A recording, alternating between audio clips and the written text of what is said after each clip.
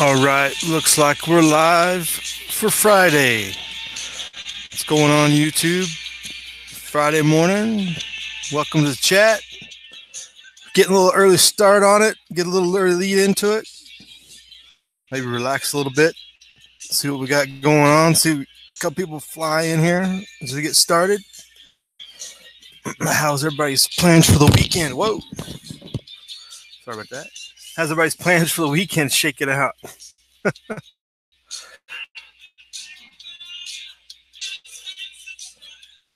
Hope everybody's had a good week so far. The weather here has been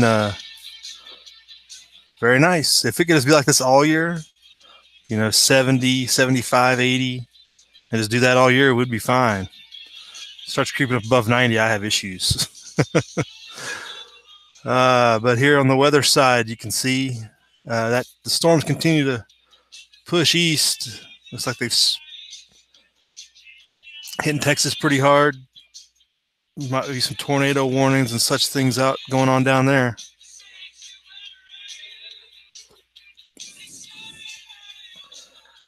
But a lot of clear weather. Looks like Stan's probably getting some rain. Over in the chat, Tommy Boy 9, good morning. How's it going? Looks like you're clear and high and dry, having a good setup for your weekend. Walter Davis, good morning.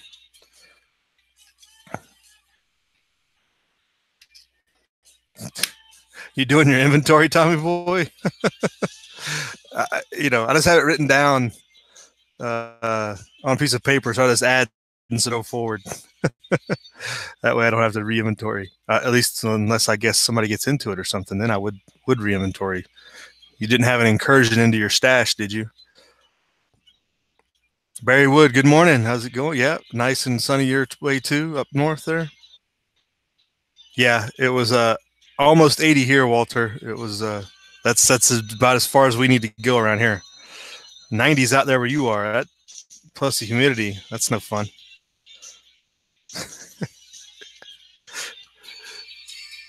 You crack me up, Tommy Boy. You got bags of it over the years. But if you got just a bunch of silver quarters, there's nothing wrong with that. Do you count by the ounce or you count by the coin? I guess would be the question.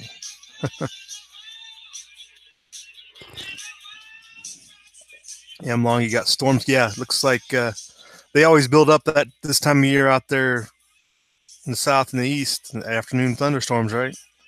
It's like a given. But you got the 99% pure stuff, Tommy. That's always good. How you have bags of it, I don't know, but hey, whatever works for you, whatever you can put together, more power to you.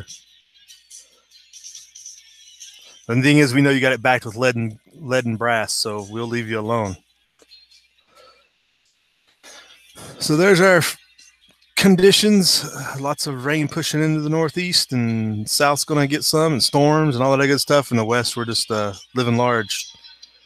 But moving forward into the disaster front, what if my clicker will click?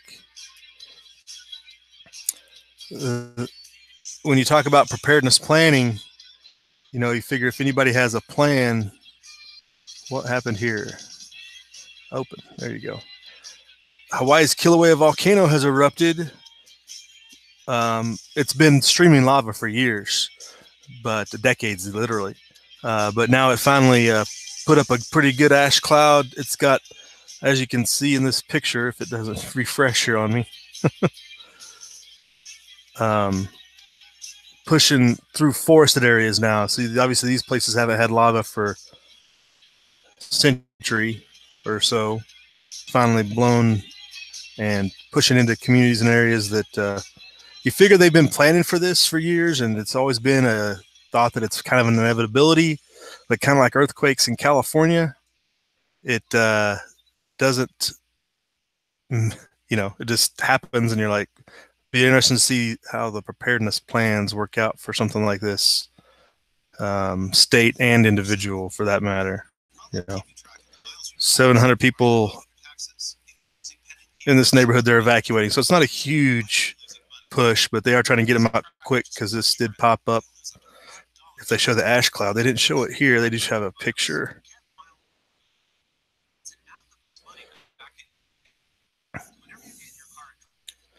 There's some covering a road.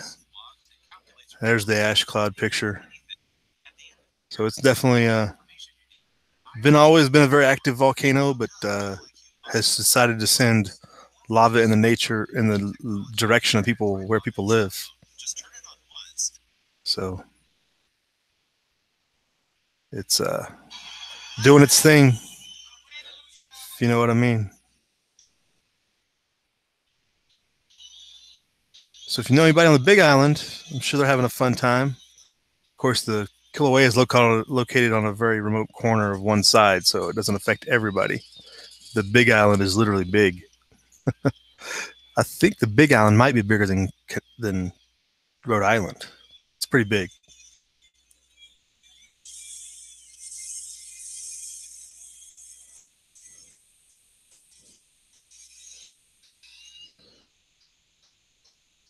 So let me read some of the article, I guess, just to make sure we're up to date on some of the information. The neighborhoods evacuated: Leilani Estates, Lanapuna Gardens are evacuated. It has been hinting earlier in the week of eruption, so they've been tracking it. It's not a surprise. 10:30 p.m. Thursday, geologists confirmed the fissure was no longer erupting, but warm new fissures could open up. Right? So new activity.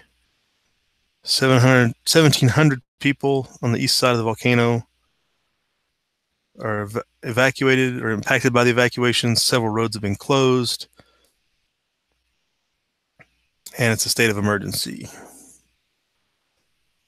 So that's one of those things. They probably have plans for this, but when you have to put those plans into action, you see how it really works out.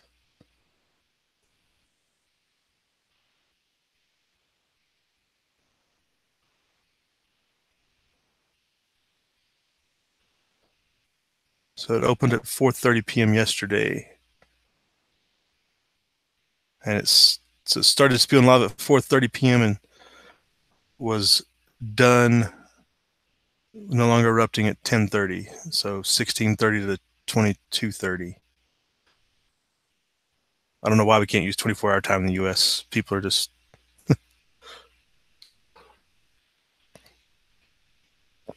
so fun and exciting times. It'd be a good time to travel to the islands, see some new volcanic activity if you weren't around for Mount St. Helens.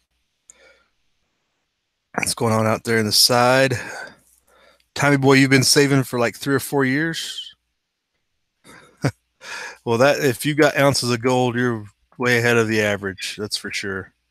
It's a process. Walter Davis, your brother was a tour guide on the islands, like in the area of the volcanoes and whatnot. Billy Bird Outdoors, good morning. Welcome. Thanks for dropping in. I'm long. You got 100 students protesting at your college. That doesn't sound like much of a protest, but what are they protesting? Too much privilege or what? That's not the University of Kentucky. There's lots of small colleges, community colleges and such. So it's probably got Ashley Judd attending, though. I'm sure I'm long, even if it's not at UK. Right, Tommy boy. Oh well, we're warming up. We'll hit some things here in a second that make it big events coming. We all know that. Tactical Tony, good morning. I'm assuming you're going to work. Since you switch jobs, you change jobs, you get another job. I can't keep track of what your time schedule is, Tony. But I'm assuming you're going to work right now.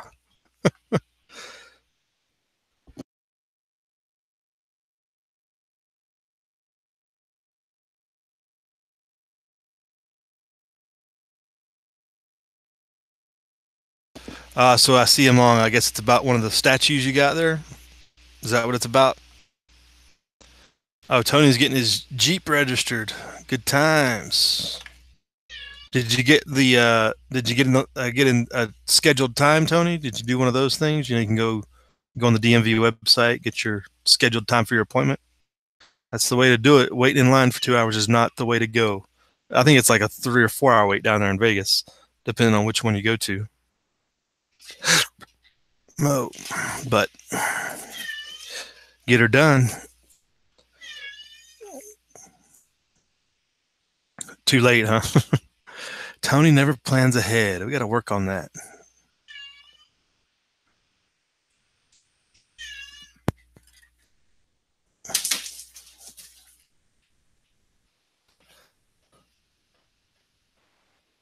So that's the big news on the islands. Moving on. See, what should we hit next? We'll just go with the stock market. It's still going sideways. They have what they consider big vents and such, but the big thing is the job payrolls came out, the job numbers, and everybody's all excited. We're at the lowest unemployment since 2000 is what they were saying. So 192,000 jobs, or 164,000 jobs were, they say, added, while 192 were expected, which is all part of their investment calculations. But they're saying unemployment rate fell to 3.9% in April, is an 18-year low.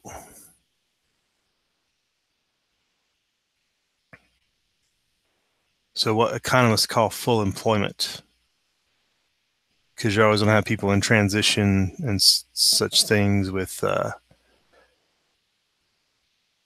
temporary job loss and just transition, stuff like that.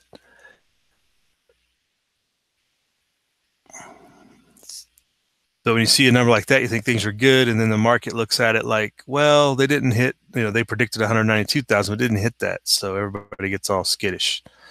The thing that I find missing from a lot of these new job numbers is, remember 4, 5, 6 years ago, every time a jobs number came out, there was always a counter story about what the real unemployment rate is.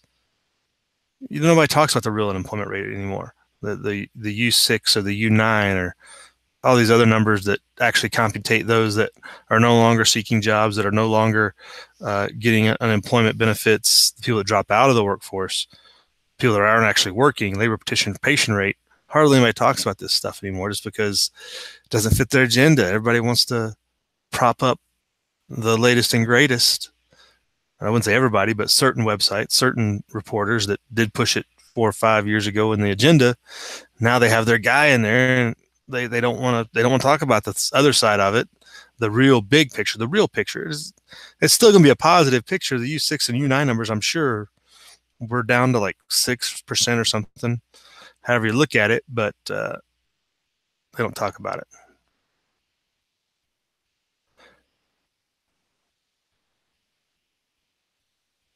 But we do have a brief blurb in here in the CNBC article. The labor force participation rate. So it was another decline in that rate to 62.8%, the lowest since January. The number of people counted as out of the labor force went up by 410,000 to 95.74 million. That's what, the bigger picture. Those numbers are important. Don't sugarcoat it just because your sugar daddy Trump's in there. And then it breaks down who's doing what and who's getting the most jobs and whatnot. But it's always funny to watch this stuff, and you see something good like that in good news, but yet stock market goes down, and among other things. It's funny.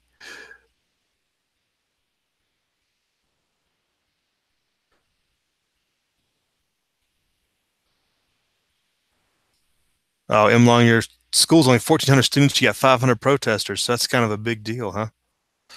Yeah. So I'd imagine that campus doesn't have more than like a one security guard. That's like a community college or something.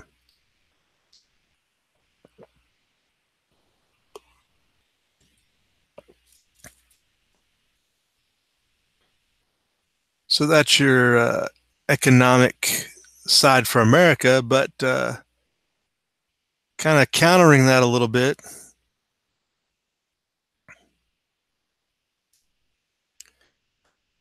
Argentina is hiking rates to 40% to stall currency bond market collapse. So I would consider this our look into the future of America. Maybe not that drastic, but the central banks always play this game with rates and being able to sell bonds and their currency, propping up their artificial currency, with which they invent out of thin air. So this is out of zero hedge, obviously. The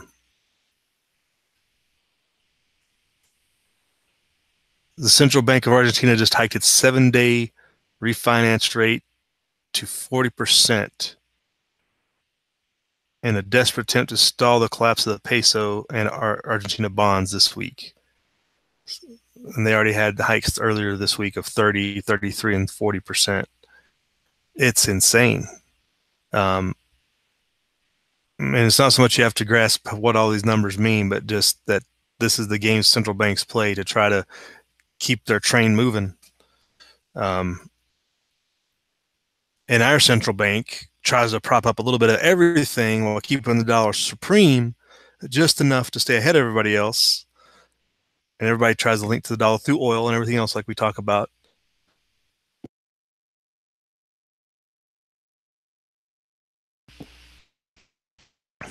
But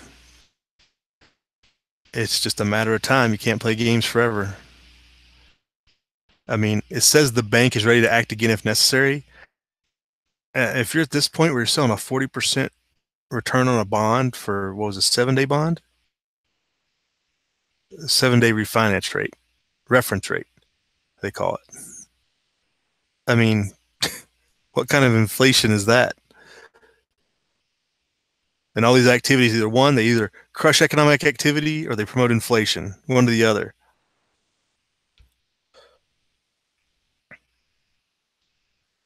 And it says here, one of their woes is the return of U.S. dollar strength. It's that inverse relationship. The dollar gets good, other currencies go down. It's bad for exports, stuff like that.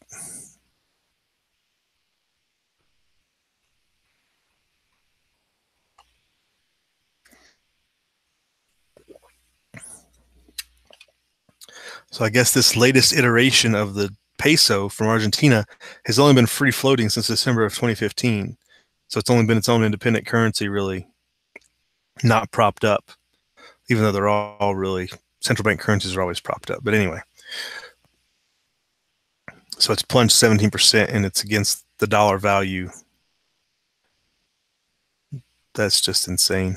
Wouldn't want to, I mean, Venezuela, Argentina's going to follow their lead, not necessarily in the same path, but the same result. It would be interesting to look up how Argentina is controlling economic activity, or trying to promote economic activity, I guess.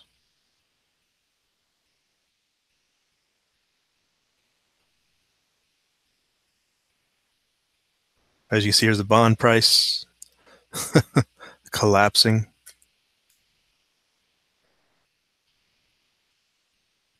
That's what happens when your money's worthless and nobody wants to buy it.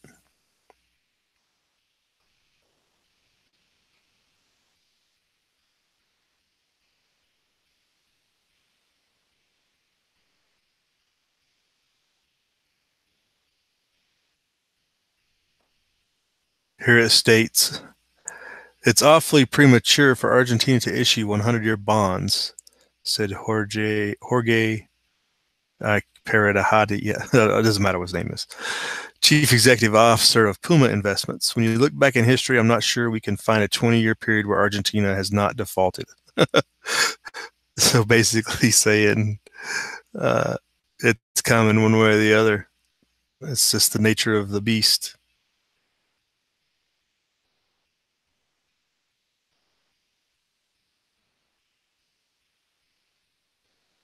Saying here, the Treasury Secretary says that the central bank's actions are meant to address volatility and reaffirms the government's commitment to tight fiscal policy, which many have doubted. Yeah, you kind of let it get a little loose if you're already at 40%. The Treasury Secretary warns we can't go on living on borrowing, saying that the country's fiscal deficit target will change to 4.9% of GDP. The fiscal deficit target will change to 4.9% of GDP. I think we're well over that number. We're not at 100% of GDP, but that's deficit. And okay, yeah, we're not. Okay. The deficit is not 4.9. What's the debt? It'd be a big question. Madness. So just a snapshot, just another link for you down in the description box to see what could be coming our way if Venezuela wasn't a bad enough example. Argentina having issues.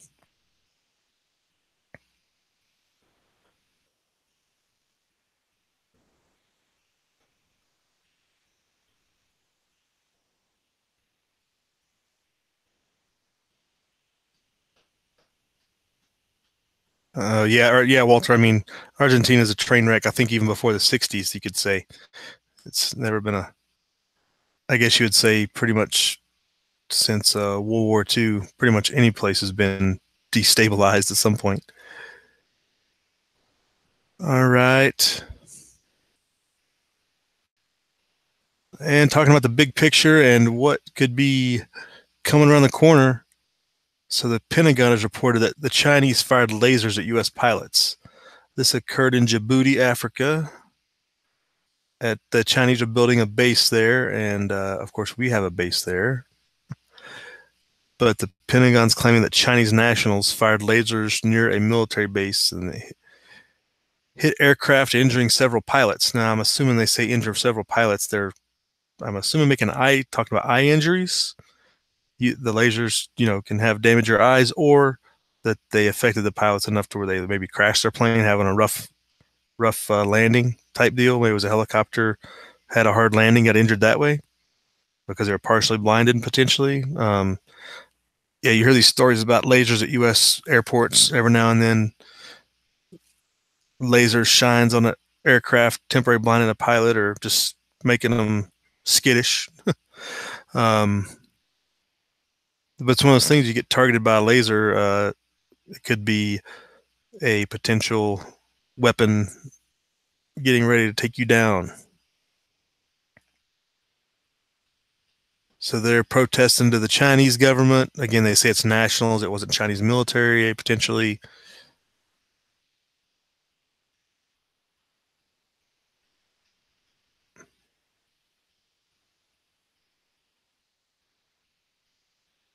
On down, they formally petitioned the government.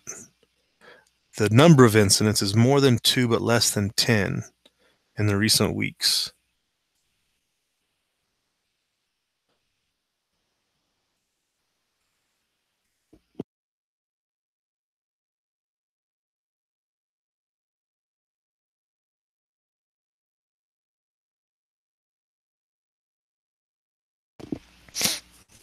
The Chinese have not commented on the incident, but a Chinese military expert said in a state-run newspaper that the U.S. accusations that China used a laser weapon in Djibouti was groundless.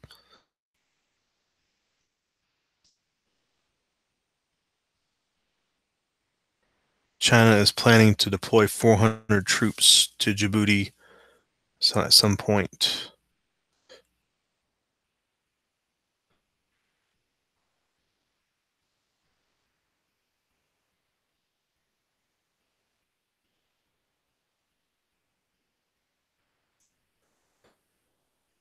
Here they speculate that the Djibouti incident appears similar to the 1997 incident involving a Russian merchant ship that was shadowing a Navy missile submarine and fired a laser on a Canadian surveillance helicopter. The laser damaged the eyes of the Navy lieutenant and Canadian pilot near Washington State and was covered up by the administration of President Clinton. Yeah, I don't remember hearing about a 97 incident of a Russian merchant ship and a laser. It's interesting. But yeah, I would say it was something like that, or either damage the eyes or they temporarily blinded, have a hard landing. You can get injured in several ways.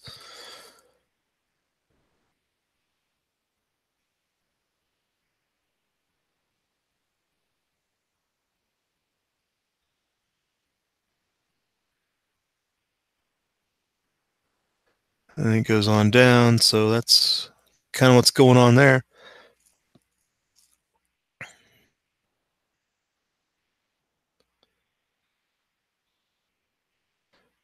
Yeah, here's some iron. The Chinese military base, the Chinese base in Djibouti is a mile away from Camp Lemonnier. That's our base in Djibouti. That's just amazingly close. Like, how did that even happen? I mean, Djibouti essentially doesn't have a what I would call a fully functional government, but how you would just have a Chinese just plop down a mile from your base. That's well within your security perimeter. That's funny.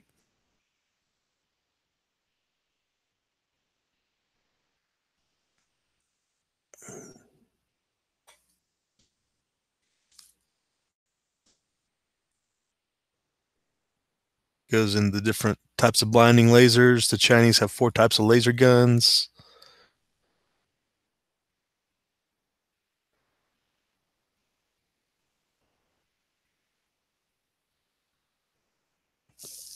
It looks like China is seeking to expand and possibly take over the strategic port in Djibouti, which owes Beijing an estimated 1.2 billion in construction debt. Yeah, I guess China coming to collect.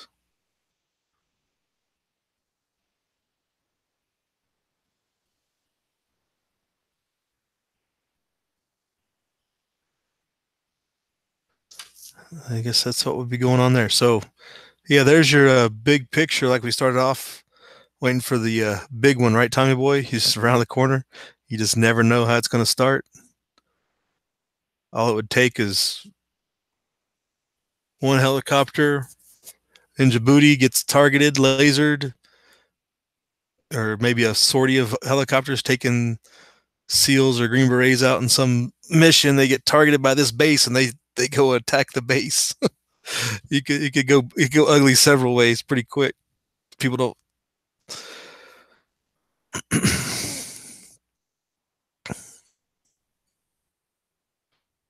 Tommy Boy, you're going through your coffee. Right on. Good as Tommy. You need to save up. You got to make sure you got that coffee stocked up. Don't be drinking it all before the apocalypse comes. Got to save some for the full show.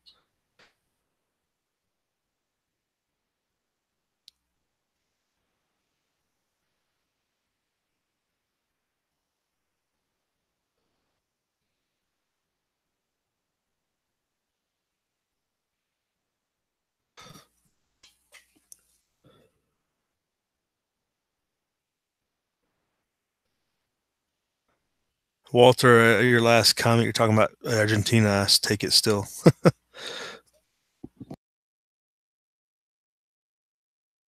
Oh, there you go, Tommy. You're good. You got 20 cans in storage.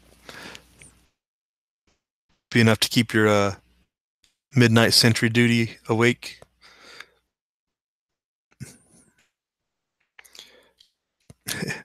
M long, I guess you're are you saying the U.S. is just a soccer game right away from full banana republic, or the Argentina is just a soccer game right away from full banana republic?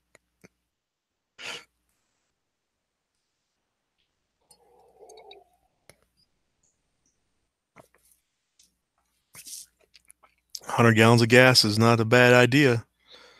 It's going to be needed in that transitional time to where we learn how to operate without gas and such things, but we're having a little bit just to do the big things before we have to completely transition off of it. But folks, anybody else got anything going on other than M Long having riots outside his back door? It sounds like maybe not riots, just a small protest. Sounds like everybody's doing good. This is what I picked up going out there. There was, You got different things going on with this whole Mueller thing and the sideshow Bob story that is. There's a couple stories here on Drudge about the illegal immigration rate. It says it's up 233% on the border. Um, it always goes up in the springtime. I don't know if they're doing month over month or if they're doing like over the last 2 years or year. It always it depends on how you use stats, but springtime's always busy. This is out of Reuters. This is also deals with the caravan that we tracked for a little bit. So they're at a total of 158 asylum seekers since last weekend.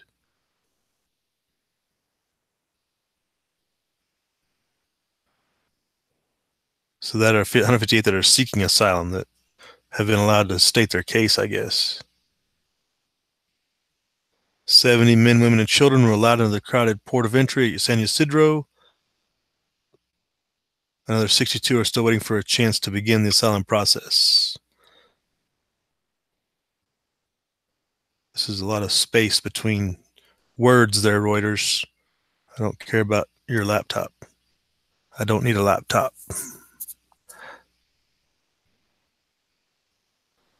We'll put this in the description box below. I didn't have enough time to pull this one up earlier, but we'll put it in the description box. Reading some of the numbers, I don't know where they got that 200 some percent in the tagline on Drudge.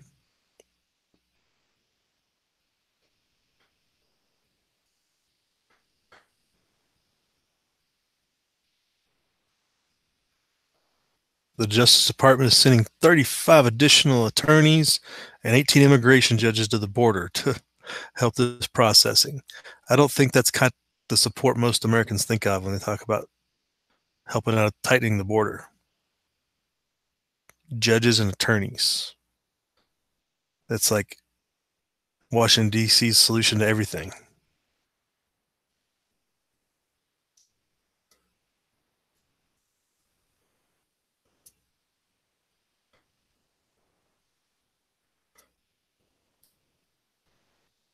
Yeah, it doesn't say anything about where they got that 233% number.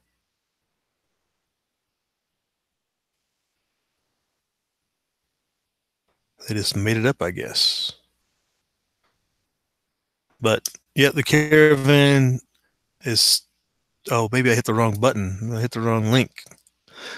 That's probably the problem. You big dummy. Illegal immigration surges is Washington Times. 230%.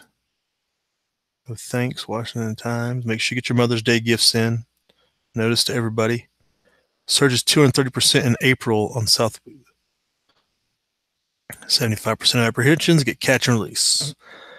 So yeah, every spring's always a busy time. It says 230% in April compared to last year. Now there's a big number. That's a good comparison. That's the stuff we want to hear. That's a lot. Yeah, that's a big bump. And I guess that's what they can track. I guess it's a statistical analysis of you break down what you catch and just assume it's higher type thing. So you'd have to ask, where are all these extra people going?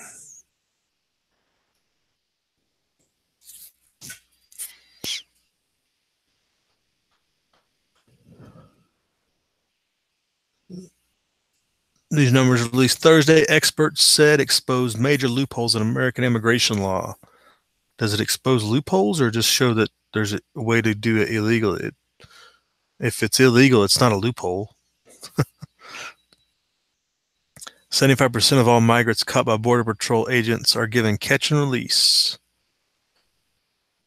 Knowing they'll be released rather than quickly deported has served as an enticement for more illegal immigrants to make the journey. It's like try once, try again, right?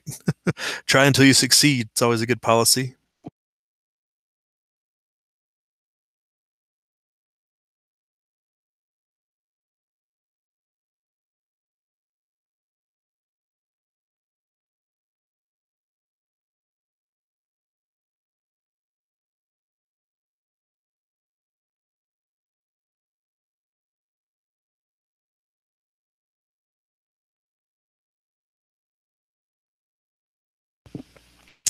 So I guess this survey and this organization, and along with the National Border Patrol Council, are deriding the catch and release policy, saying it's causing a lot of the problems because people just come to the border and try again, causing a lot of these issues. So especially this time of year when they're coming to get farm jobs and stuff, they keep trying until they get across to get in some work. Border Patrol says it nabbed 38,234 illegal immigrants during the month. We're talking about April, while Customs and Border Protection officers encountered 12,690 more people who tried to come through the official ports of entry without permission. So they actually came through the port of entry without a visa or something, I would imagine. Or proper ID, I guess. And that's the end of the article. Oh, wait, click to read more. Sorry about that. Yeah. This is the worst month since Trump took office. Really not in his... In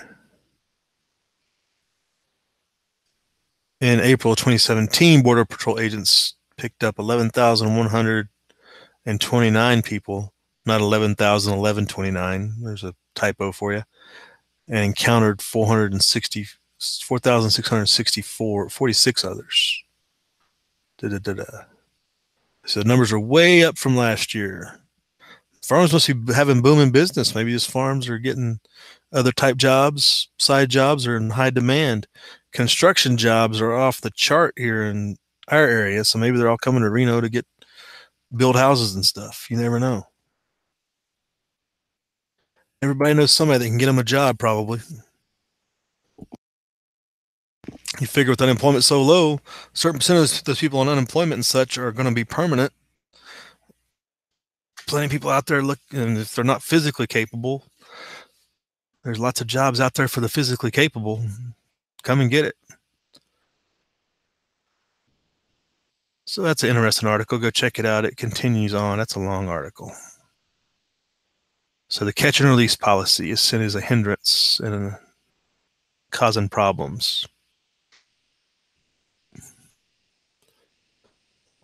So closing it up out in the side chat, what are you guys talking about?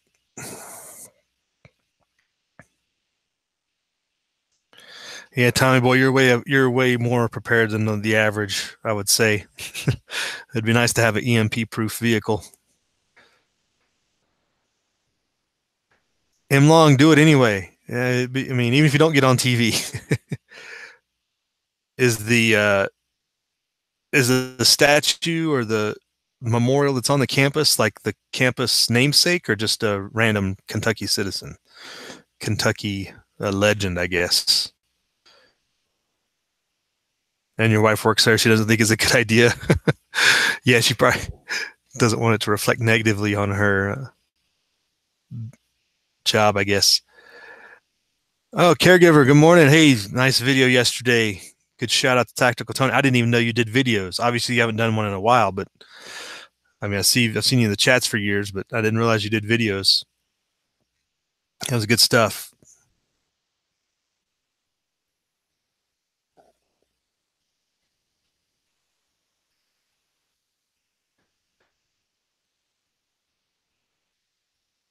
Walter Davis, a friend of yours, got picked up by ICE. He's been here for 20 plus years, but a screw up involving mail. That's interesting. He got a bail hearing, then he'll be a catch and release stat. Yeah, statistics can be skewed in many different ways to reflect whatever agenda people want. You know, things like that happen, and it's considered part of that stat, but it's really innocuous when you compare it to illegal immigration.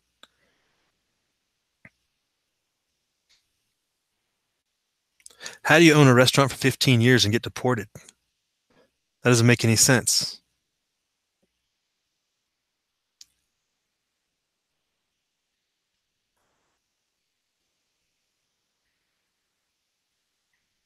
M. Long. So if I'm reading that right, you've got a church that has the Confederate memorial on it, or like a statue.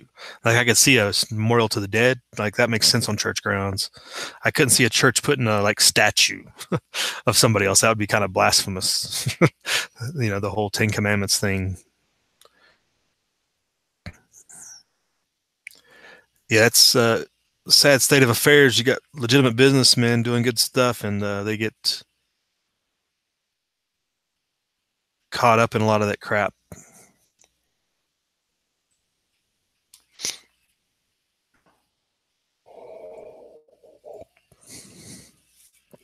But thanks for joining us this morning, people. Hope you enjoy it. Again, if you get a chance to go visit the islands, the volcanoes are active. But other than that, have a good weekend. Enjoy your weekend. We'll see you tomorrow morning for the long show. And have a good day. Live free.